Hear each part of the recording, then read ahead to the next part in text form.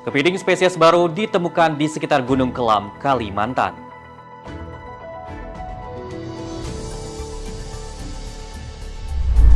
Keunikan kepiting 3 warna jadi pusat perhatian para periset.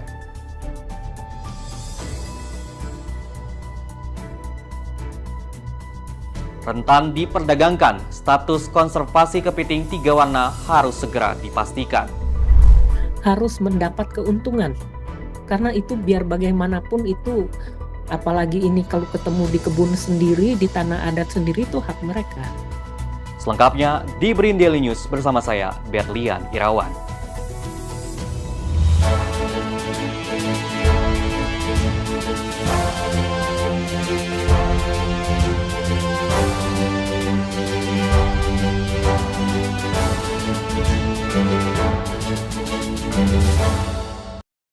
Kepiting 3 warna atau Lepidothelpusa meneri ditemukan di pedalaman Kalimantan Barat yang sebelumnya telah ditemukan oleh peneliti nasional University of Singapore, Johan K. Menner, di wilayah Kabupaten Sintang, Kalimantan Barat pada April 2022.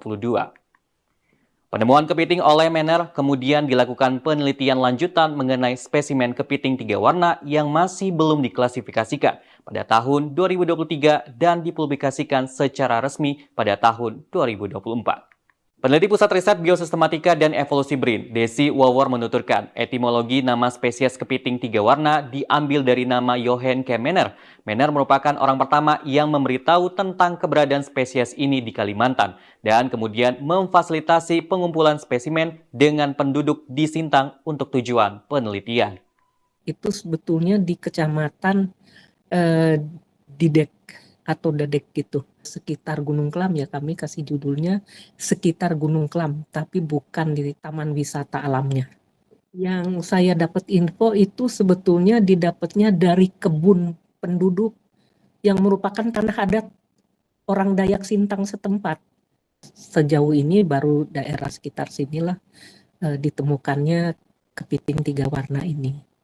Kepiting 3 warna memiliki keunikan dari karakteristik bentuk tubuhnya. Capit kanan lebih kecil dari capit kiri. Tubuh kecil dengan ukuran sekitar 10 mm x 8,8 mm sehingga dipastikan kepiting ini bukan jenis pemanja. Habitat Lepidothelpusa meneri di tepi anak sungai dangkal dengan substrat kerikil dan batu dan suka bersembunyi di balik daun dan akar tumbuhan sehingga perlu ketelitian untuk menemukannya.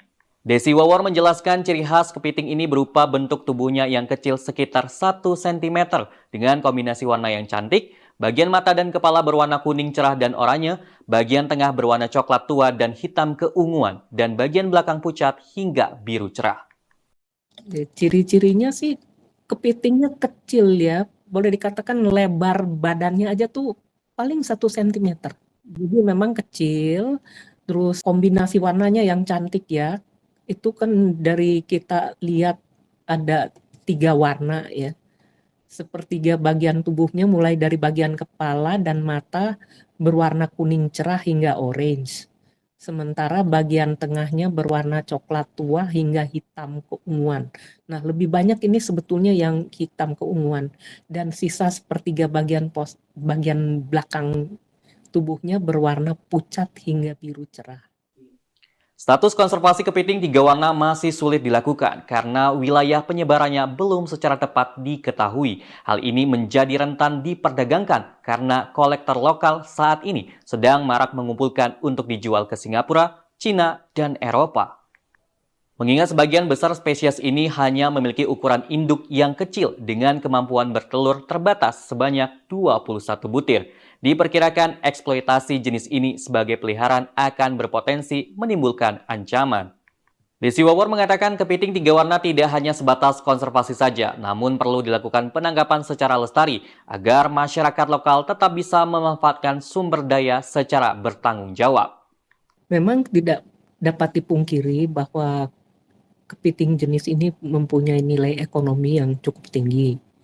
Jadi harapan saya bukan hanya konservasi tapi orang lokal harus mendapat keuntungan. Karena itu biar bagaimanapun itu, apalagi ini kalau ketemu di kebun sendiri, di tanah adat sendiri, itu hak mereka. tapi perlu kita arahkan. Coba kalau bisa diajarkan cara menangkap secara lestari. Selain itu, mungkin ada diajarkan upaya untuk budidaya. Jadi supaya bisa berkembang biak lah. Memanfaatkan pemberian Tuhan secara lestari. Saya Berlian Irawan, mewakili kru yang bertugas pamit undur diri. Kritis berpikir, kreatif berinovasi.